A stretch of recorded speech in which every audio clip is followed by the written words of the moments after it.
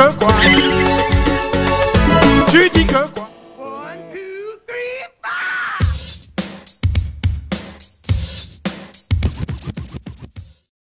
Run DMC, featuring Aerosmith, Walk This Way. Il y a des chansons qui sont marqueurs d'époque, et le featuring Run DMC et Aerosmith fait partie de cette catégorie. Nous sommes dans les années 80.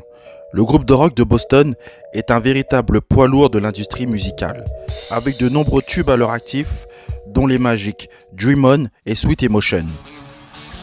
Le groupe fait salle comble et est invité d'honneur dans les plus grands festivals du monde entier.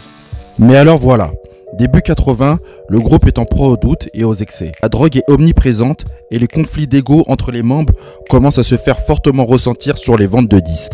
Alors, pour relancer la machine à tubes et leur faire toucher un nouveau public, un duo de jeunes producteurs, Russell Simmons et Rick Rubin, eurent la brillante idée d'associer rap et rock et de remixer le fameux tube Walk This Way. En effet, Rick et Russell sont les fondateurs du super label Def Jam et les producteurs du trio Run DMC, composé de Run, DMC et le regretté DJ Jam Master Jay. Autant eux sont convaincus par l'idée visionnaire de ce duo inédit, les deux rappeurs Run et DMC sont totalement opposés, trouvant le featuring trop décalé et la chanson pas à leur goût. Il faut dire que le groupe aux trois bandes sont au sommet de leur art. Ils sont les premiers rappeurs à signer un partenariat juteux de plus de 1 million de dollars avec une marque, en l'occurrence Adidas.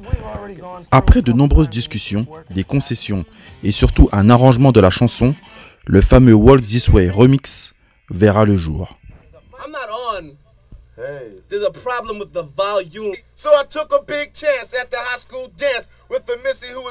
Le clip est simple et ô combien symbolique.